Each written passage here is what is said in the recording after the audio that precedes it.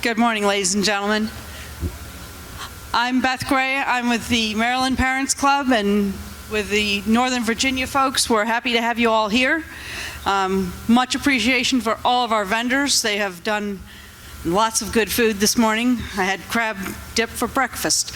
Exactly, that's what I thought. So we have Mrs. Malloy kind of overachieved on the whole door prizes thing, so this will happen afterwards, and yes, we will keep you here till at least we get done with that. The vendors will still be here at the end, so if you didn't get around everybody or you didn't get enough crab dip, you can go back in and see them.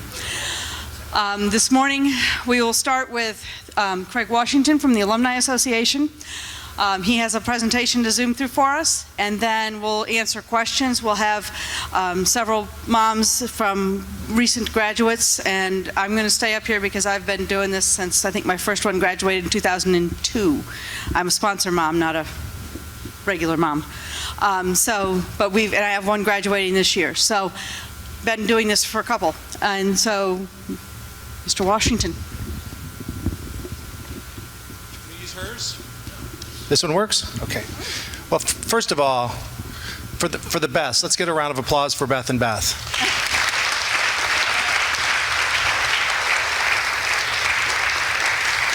So they do this as a labor of love, and the amount of work that goes into this, putting the book together and getting the donations, and Beth Malloy working the crowd to get this ridiculous abundance of giveaways at the end. I don't think the vendors can say no to her somehow. She starts talking to them, and they give away everything up there. So that portion it's probably gonna take us an hour just to unload all this loot that she's brought into here. And then I also want to say, that's Elizabeth Biedenbender. If you haven't met Elizabeth Biedenbender, she is the Parents Program Coordinator within the Alumni Association. So she's the one that shows up on all the social media sites and from our house, in the Alumni Association. So the three Elizabeths will be around at the end, and we'll try to work through the slides to generate thought, generate questions. Some of them, you might have a question immediately, and I'll probably ask you just hang on for a little bit, because I'll either get to it in a slide or we'll table it until towards the end. So as it's going, the idea here is just to generate thoughts, generate ideas, questions, so that we can kind of work through the questions and answers at the end and give you guys some ideas on what to expect and where the problem areas might be. So first of all, I'm gonna start with a little Trivial Pursuit. Let's see. What year was the Naval Academy founded? I want him to answer for a reason. Good answer. So here's a lapel pin for you. Mr. Say's, I don't know if you caught Jeopardy last night, but at 7 o'clock last night, Mr. Say's son, Gary, was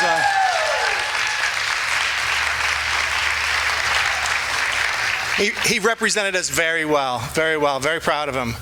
One of the questions on Double Jeopardy, when they have to bet some dollar amount, he bet 1845. And Alex Trebek was kind of stumped by it.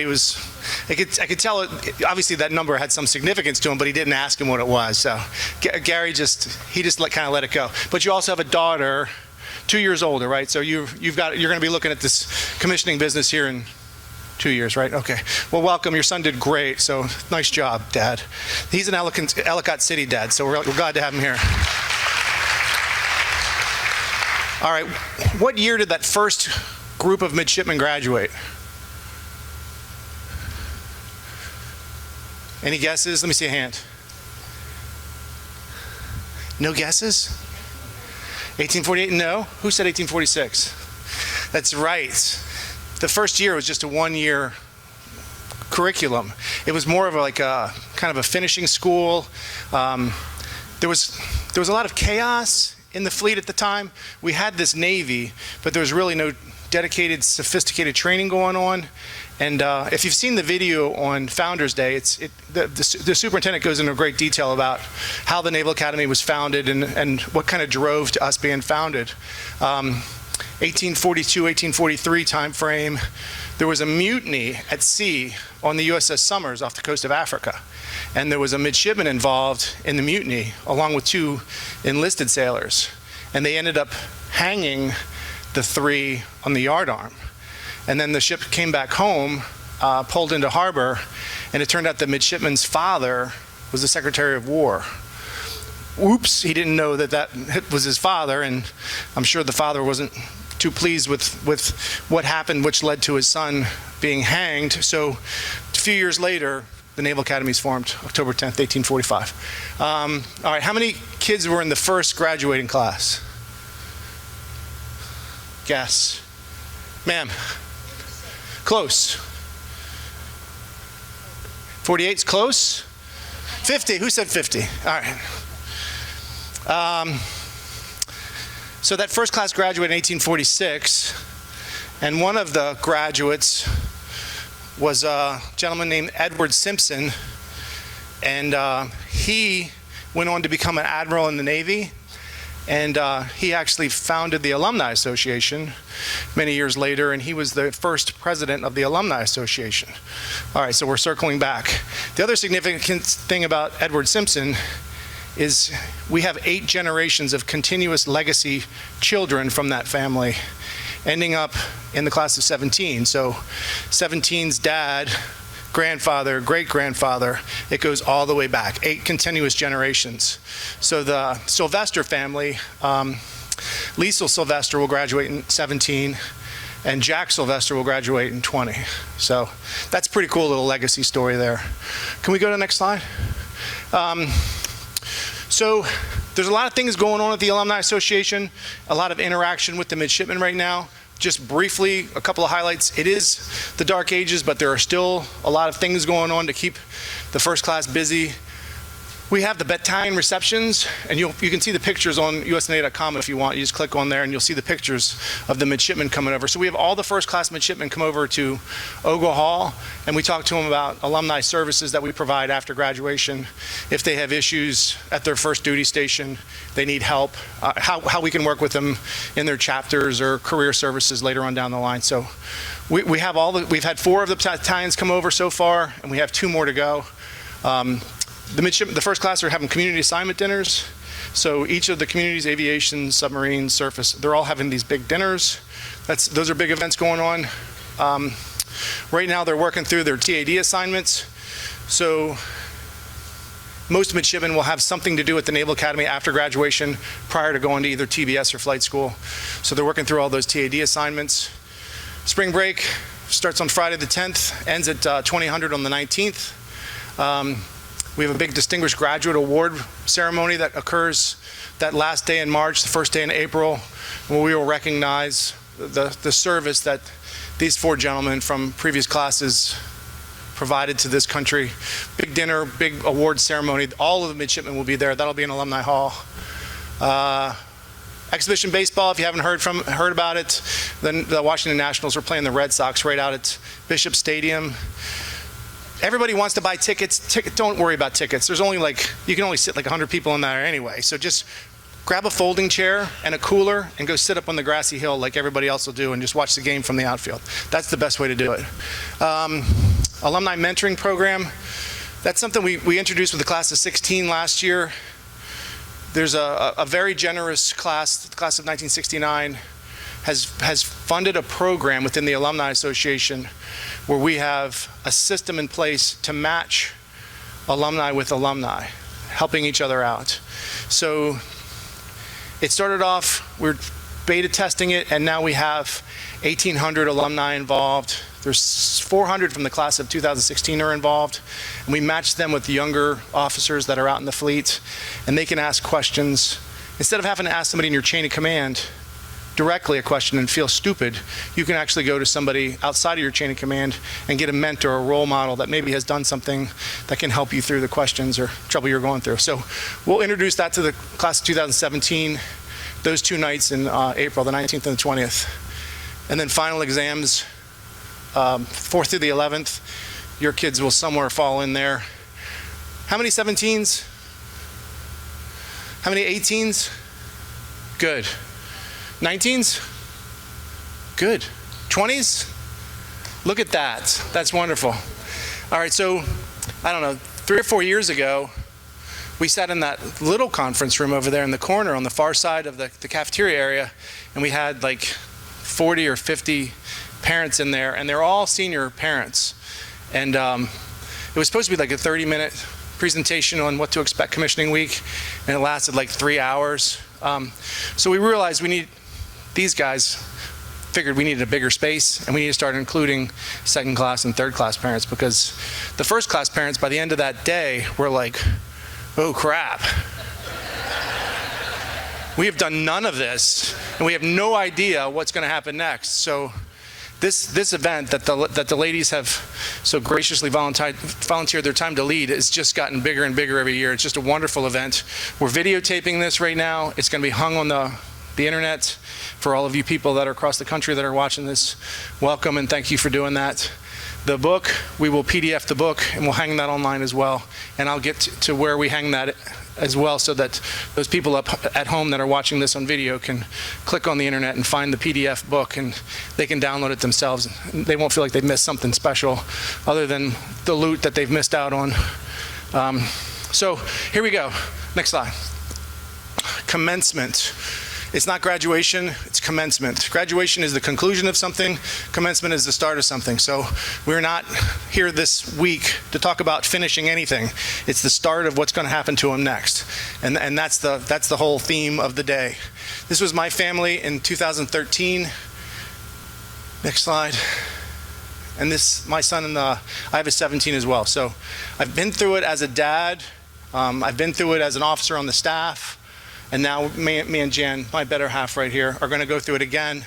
This time, probably from the cheap seats. If my boss, is my boss in here, Bill Dawson? If he'll let me have leave that week. His son's graduation is that same week as well. So I'm hoping to spend more time enjoying the week and less time administering the week. But it's kind of hard to tell from that picture, but it was about 45 degrees and rain that day. Everybody in that picture was wet and cold. And it got a little warmer as the day progressed, but at 8:30 in the morning, we were all pretty miserable. And we were trying to decide if we were actually going to hold this graduation outdoors or not. So there was embedded thunderstorm, there was lightning, and we had meteorologists on call sitting next to the superintendent and the chief of staff going, that's going to miss us, that's going to hit us, but that doesn't have any lightning, let's go. So we will wait until the very last second to deal with any type of weather issue. So just be prepared when you're flying in. All you people that are coming from Florida or North Dakota, you might have a 45 degree and rain day, or you may have a 100 degree day and sun. So pack accordingly. You're going to pay for an extra bag, but you need to have lots of different options for what you're going to wear that day. Next slide. So where to find information. So on USNA.edu, the school's website, they have their own page on the commissioning week. And right now it has the full minute by minute, hour by hour, detailed schedule of what's going to happen on commissioning week. You can find it right there. USNA.edu/commissioning week. Next slide. Elizabeth Biedenbender manages some of our social media sites. So it's US Naval Academy Parent Community is the one that Elizabeth manages. So she'll be hanging lots of information on there. We also have the USNA.com, in that bottom right-hand corner is our Alumni Association website. So we'll be hanging stuff on there as well. Next slide. Within Elizabeth's group, if you go down to find information for parents, this is what it's going to start looking like. Next slide. There'll be a list of links that you can click on, and it'll be this presentation that I'm giving right now. We're going to PDF that book, the USNA.101 or US Commissioning 101 book. It'll be PDF'd and it'll be hung on there. Last year's is on there right now. The 2016 book's on there right now. This video presentation, if you want to watch me again, although I don't understand why, but if you want to watch it again, you're welcome to. So there's a lot of great information that's going to be on there. All right, that's what it'll look like. Next. We also have an app. If you didn't know it, it's both in Android and iOS, or Apple. So this is what it looks like under Android. That's my phone right there. And you can just look up US Naval Academy, and that's the image. So open that, click on the next slide. It's a free app. You don't have to pay $1.99 or whatever.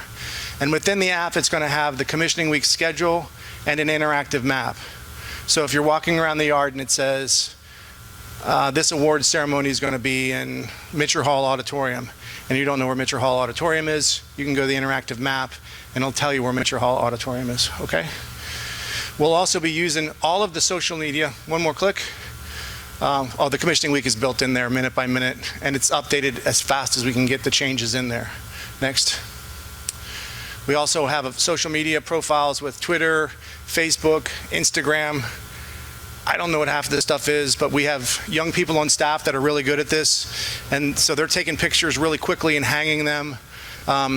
We have a direct comm link with the yard. Anytime there's weather pending or there's some sort of issue that could affect a timing of some sort of event, they're really good about blasting that stuff out there. So if you are a Facebook person, Instagram person, Twitter person, again, just subscribe to these things, and the minute that we know something, we transmit.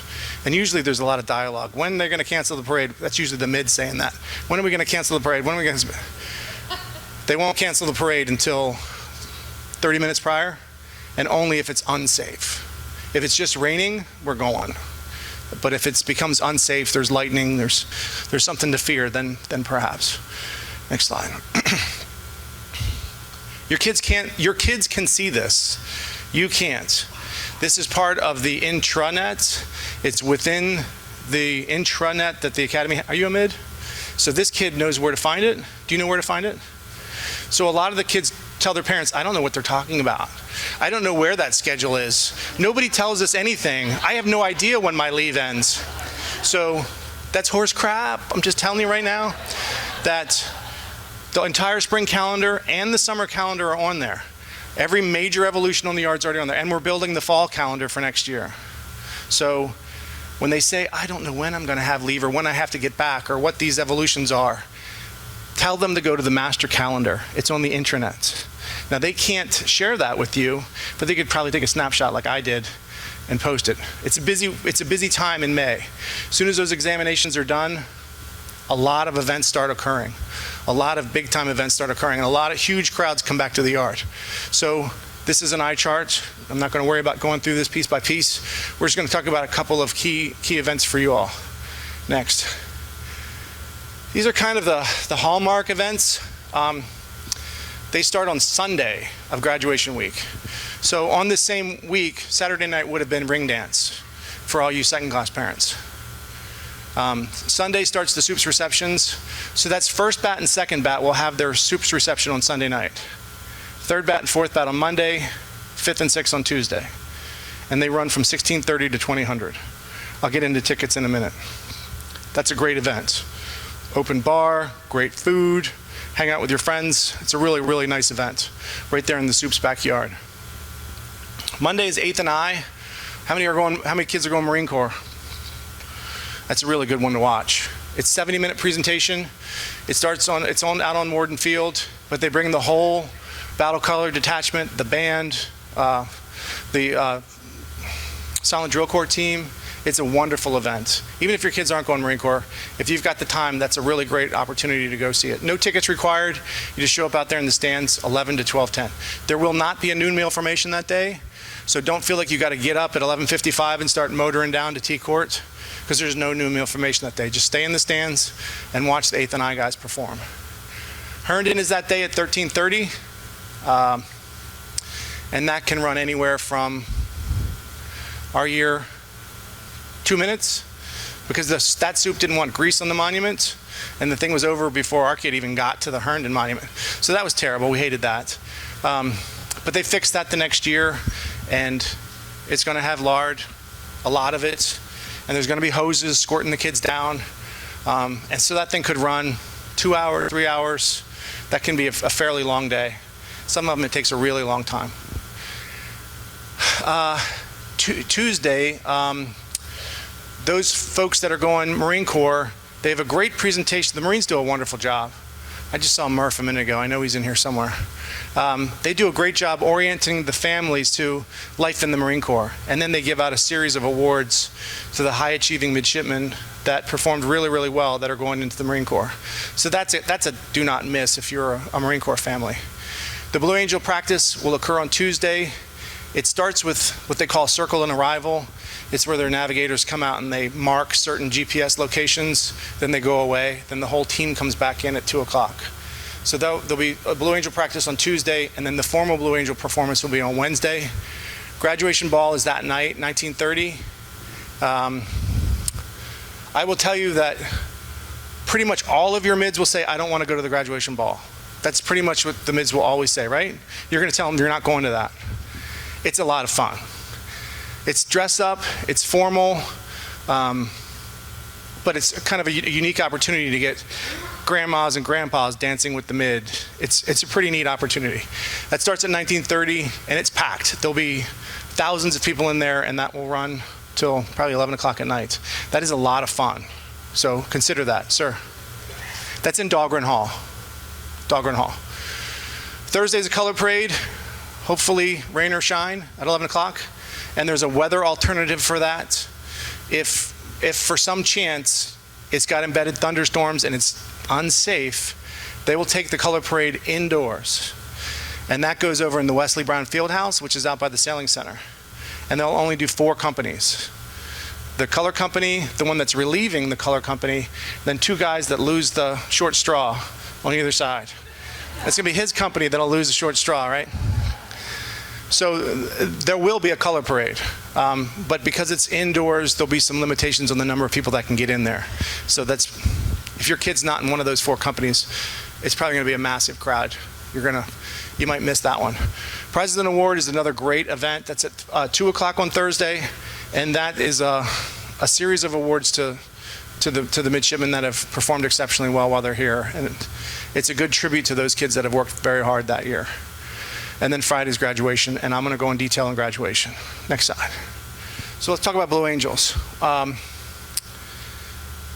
It's wonderful, but it's not good for traffic. You want to plan your day around this.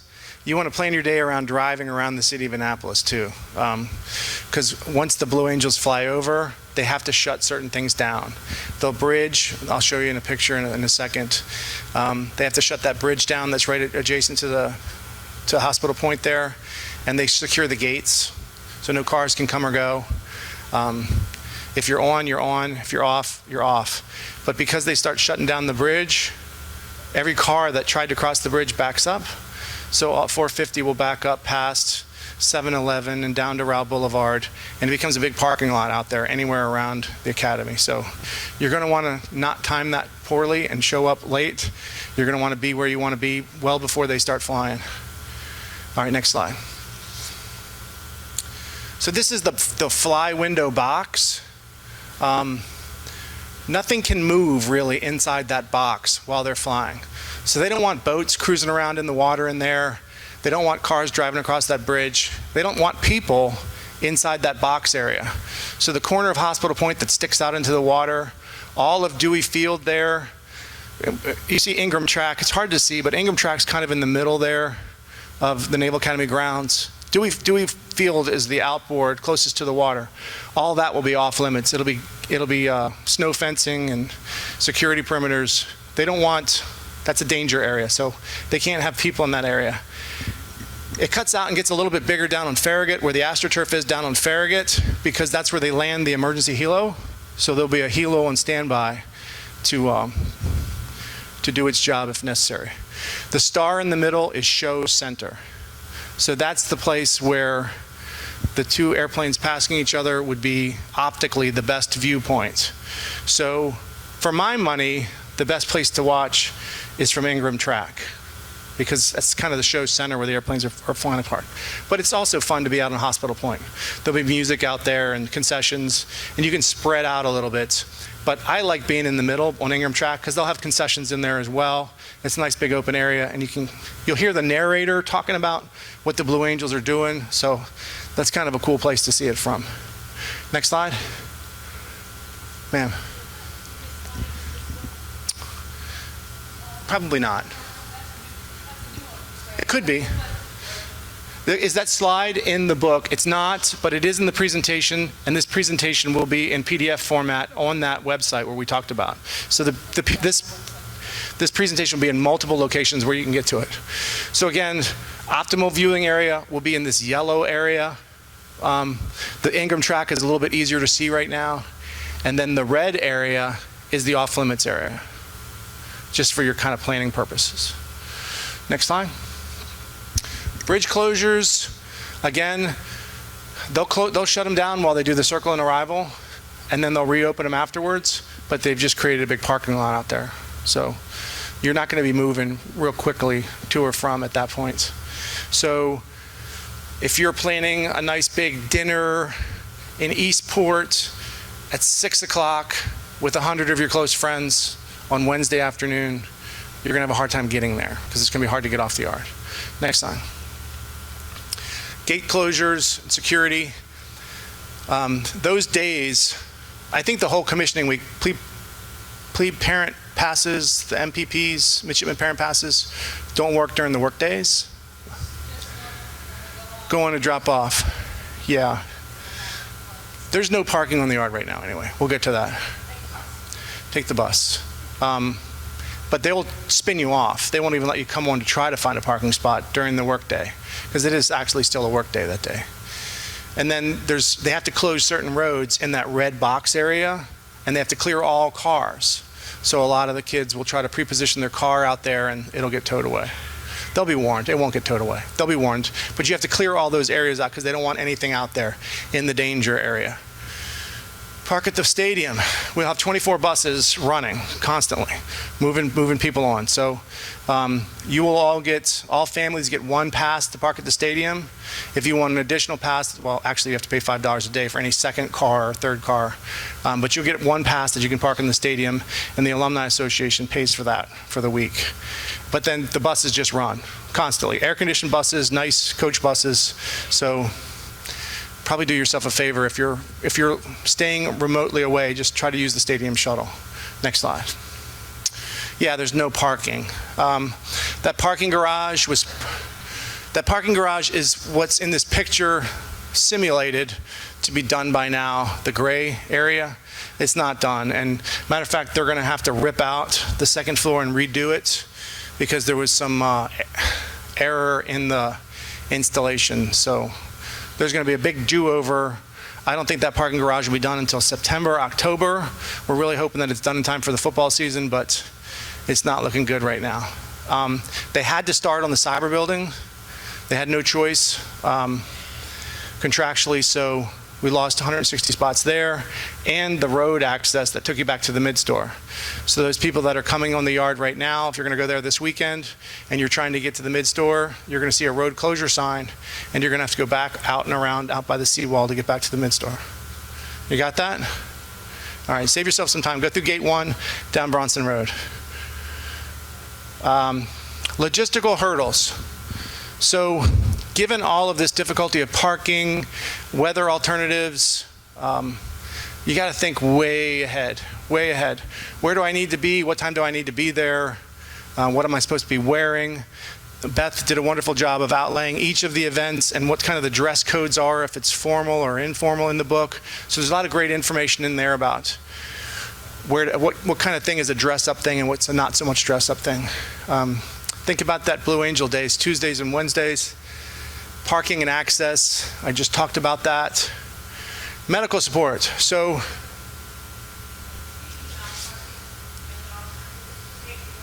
yes.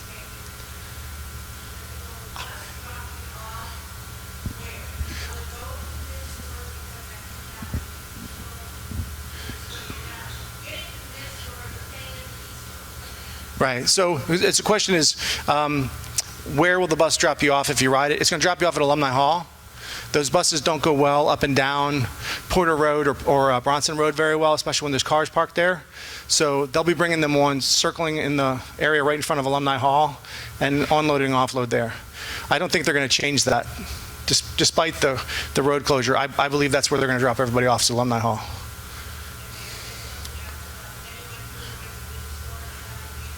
Yes, ma'am.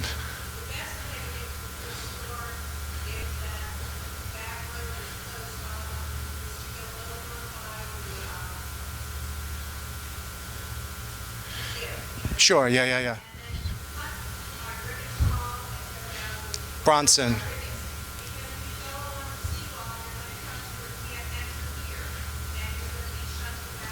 Right. So at the circle, so they're talking about the driving lanes. So as you come in gate 1, Halsey Fieldhouse on your right, Bill the Goats on your left, you'll come past Lejeune, you'll get to a circle, NAAA is right there on your left where you buy your tickets.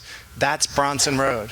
So you can run down Bronson Road. It's a narrow road. That's why we don't like bringing buses down there or big trucks if we can avoid it. So that's the way to get back to the mid-store right now. Medical support, civilian versus military.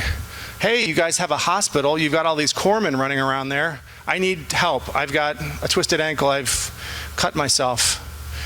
Military medical folks can't help civilians. It's a legality problem. So the military people can help military people.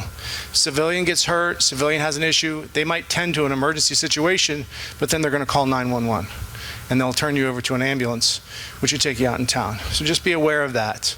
That just because we have a hospital doesn't mean we have capability on the hospital. So be worried about higher level medical support because you might have to be on your own for a little bit until we can get 911 to get an ambulance on the yard to pick you up.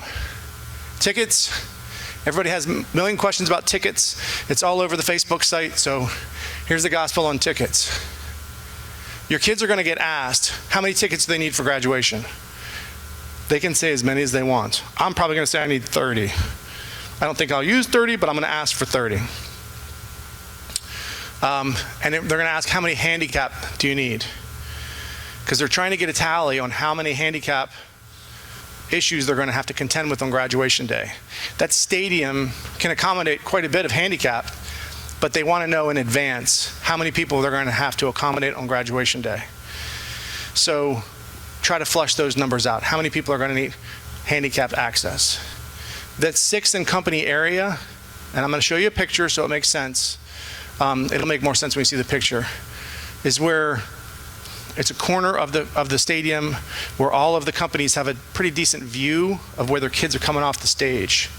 And then there's everybody else's massive overflow. Now people will go into that company restricted area with 25 people and try to reserve their family, and they'll get escorted out from the ushers, I hope. Because we can't do that. We can't have one family taking 30 spots up when they're only supposed to have 6 in there.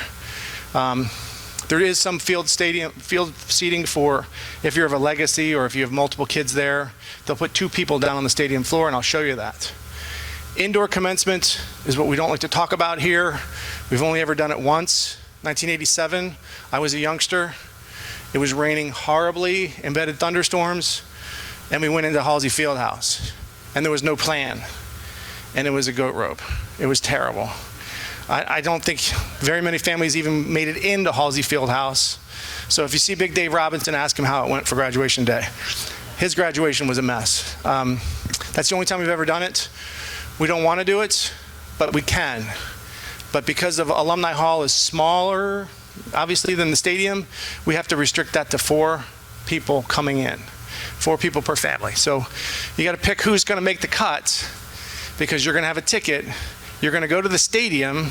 You're going to go through the magnetometers because we have Secret Service this year because we have POTUS as the guest speaker.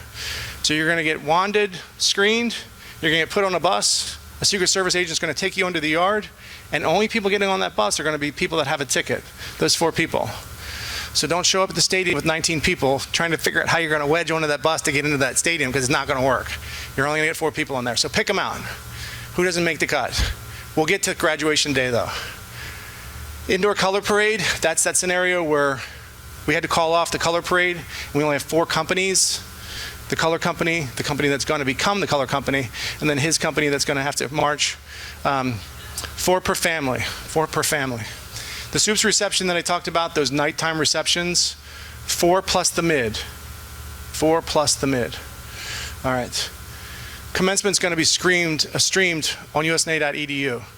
So if you have people at home that aren't going to make it out here, something emergency comes up, you're going to be able to go to USNA.edu website, and there's going to be a huge banner. Click here for live stream of the graduation.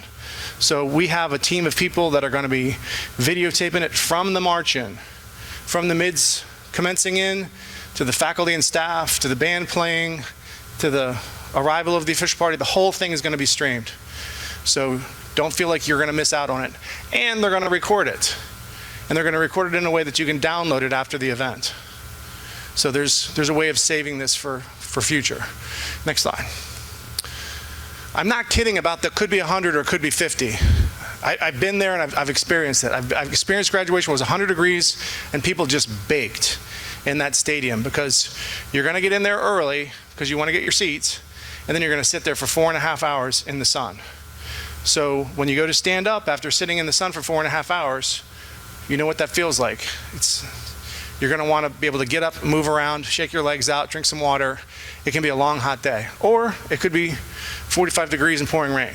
So try to plan accordingly and bring the right clothing. The weather calls, we talked about that. We're not going to do it until the very, very, very last second. We're going to try to do it, and then we're going to blast information if we have to start canceling things. We'll blast it on social media. We'll send it as a ping notification on our app. So go ahead and download that app. I need you guys to really think about your handicapped or mobility limited guests. How you're going to get them on, how you're going to get them off, where they're going to park. How long of a day are they going to have? Where can I take them to get them out of the sun? Dahlgren Hall. Nice big air-conditioned building. I can put 6,000 people in there, and they got food. So just think about how you can get to there to get some people out of the sun. All right, next slide. Managing expectations. I put this on there because it's a really emotional week for your kids. Are you a firstie? Yeah, so he knows that at the end of that week, he's not going to see some of his people that he's been close with for, could be 5 years, could be 10 years. He's going to go down to, where are you going? So I'm not going to keep picking on this guy, but he's going to miss a lot of people. So he's going to be very emotional that week. He's going to want to be at his friends' graduation parties. He's going to want to do 1,000 things with his friends that week. And you're going to want him to go to dinner with grandma. It's the way it works. And the kids are going to be torn between, where am I going to go? What am I going to do? So just think about that. It's an emotional roller coaster for those kids.